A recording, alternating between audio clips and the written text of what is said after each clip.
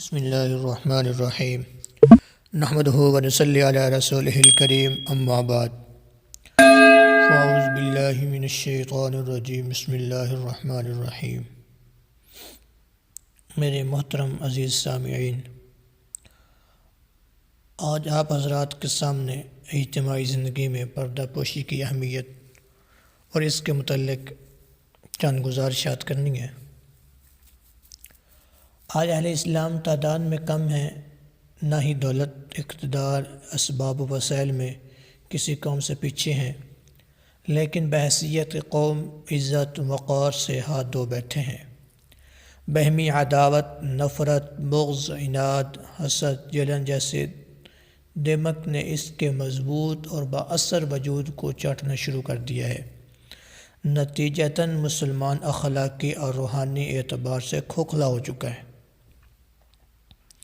جبکہ رسول اللہ صلی اللہ علیہ وسلم نے اسے ایسی معاشرت سپرد کی تھی جس میں باہمی محبت، انس و مودت، اخوت و بھائی چارگی، خیر خواہی، ہمدردی، شفقت و احترام، عزت و توقیر، عظمت و مرتبت موجود تھی۔ اس حوالے سے آپ کی زبان مبارک سے تمام مسلمانوں کو آپس میں اخوت کے اعزاز سے نوازا گیا۔ آپ صلی اللہ علیہ وسلم کا ارشاد مبارک ہے، المسلم اخو المسلم۔ روئے زمین پر بسنے والے تمام مسلمان خواہ کسی بھی رنگ و نسل، قبیلے، برادری یا علاقے سے تعلق رکھتے ہوں، ان کا آپس میں بھائیوں والا تعلق ہونا چاہیے۔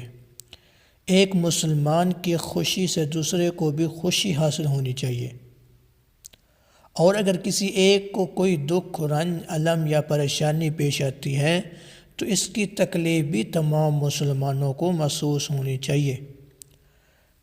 آپس میں اجتماعی زندگی گزارتے وقت کئی طرح کے امور پیش آتے ہیں۔ مختلف مزاج انسانوں کے جمگھٹے میں بعض ناگوار غیر مناسب باتیں بھی دیکھنے کو ملتی ہیں۔ ایسے موقع پر اسلام ہمیں غیر مناسب باتوں کو اچھالنے کی بجائے چھپانے کا درس دیتا ہے۔ یہ ایک حقیقت ہے کہ ہم پردہ دری کے ماحول میں پروان چڑھ رہے ہیں، جبکہ ہمیں معلوم ہمارے رسول اللہ صلی اللہ علیہ وسلم نے پردہ پوشی والے مقدس ماحول بنانے کا حکم دیا تھا۔ متعدد احادیث اس بارے میں کتب حدیث میں مذکور ہیں۔ چنانچہ صحیح مسلم میں حضرت ابو ہریرہ رضی اللہ تعالی عنہ آپ علیہ الصلوۃ والسلام کا فرمان نقل کرتے ہیں، جو خوشگوار اجتماعی زندگی کا روشن مینارہ ہے۔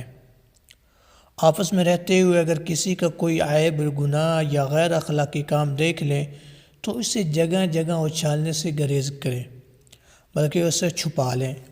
جو شخص اپنے مسلمان بھائی کے عیب کو چھپا لے گا، اسے ذلت اور رسوائی سے بچایا جائے گا، تو اللہ کریم روز قیامت اس کے گناہوں کو چھپا لیں گے۔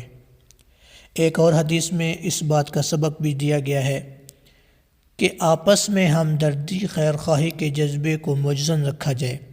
اگر کوئی مسلمان پریشانی اور تکلیف میں مبتلا ہے تو اس کی پریشانی اور تکلیف کو دور کرنے کی حد المقدور کوشش کی جائے۔ جو شخص کسی کی دنیاوی پریشانی دور کرتا ہے، اللہ تعالیٰ اس کی قیامت کے دن پریشانیوں کو دور فرمائے گا، اور جو شخص کسی مسلمان بھائی کے لیے کسی معاملے میں آسانی پیدا کرتا ہے تو اللہ تعالیٰ اس کے لیے دنیا آخرت میں آسانیاں ہی آسانیاں پیدا فرمائیں گے۔ جب تک آدمی اپنے بھائی کی ہر ممکن مدد کرنے میں لگا رہتا ہے، اس وقت تک اللہ تعالیٰ اس کی امداد فرماتے رہتے ہیں۔ امام طبرانی رحمۃ اللہ علیہ نے صحیح سند کے ساتھ حضرت ابو سعید خدری رضی اللہ تعالی عنہ کی روایت نقل فرمائی ہے کہ رسول اللہ صلی اللہ علیہ وسلم نے ارشاد فرمایا، جو شخص اپنے مومن بھائی کے عیوب کو دیکھ کر چھپا لیتا ہے تو اللہ اسے بدلے میں جنت عطا فرمائیں گے۔ امام نسائی، ابن حبان اور امام حاکم رحمہ اللہ نے اپنی اپنی کتب حدیث میں صحیح سند کے ساتھ ایک واقعہ نقل کیا ہے، جو ابو الحیثم نامی ایک شخص نے حضرت عقبہ بن عامر رضی اللہ تعالی عنہ کو اپنے پڑوسیوں کے بارے میں بتایا کہ وہ شرارت خوری کرتے ہیں۔ پھر ان سے پوچھا کیا میں ان کی اطلاع پولیس کو کر دوں؟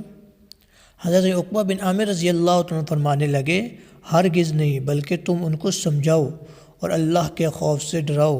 ابو الہیثم کہنے لگے کہ میں نے انہیں بارہا اس کام سے باز رہنے کو کہا لیکن وہ نہیں رکے، کیا ایسی صورت میں ان کی اطلاع پولیس کو کر دوں؟ حضرت عقبہ بن عامر رضی اللہ عنہ فرمانے لگے او اللہ کے بندے ایسا نہ کرنا، کیونکہ میں نے رسول اللہ صلی اللہ علیہ وسلم سے خود سنا ہے، آپ صلی اللہ علیہ وسلم نے فرمایا جو شخص پردہ پوشی کرتا ہے اللہ تعالیٰ اس کو اس کا اتنا بڑا اجر عطا فرماتے ہیں جیسے اس نے زندہ درگور کی جانے والی بچی کو زندہ بچا لیا ہو۔ امام طبرانی رحمۃ اللہ علیہ نے انہی عقبہ بن عامر رضی اللہ تعالیٰ عنہ کا ایک اور واقعہ نقل کیا ہے کہ مسلمہ بن مخلد رضی اللہ تعالیٰ عنہ کے پاس ملنے کے لیے تشریف لے گئے تو مسلمہ بن مخلد رضی اللہ تعالیٰ عنہ کے دربان نے آپ کو اندر جانے سے روک دیا اور آپس میں کچھ باتیں کرنے لگے۔ اندر سے مسلمہ بن مخلد رضی اللہ تعالیٰ عنہ نے یہ صورتحال دیکھی، اپنے چوکیدار سے کہا کہ انہیں اندر آنے دیں۔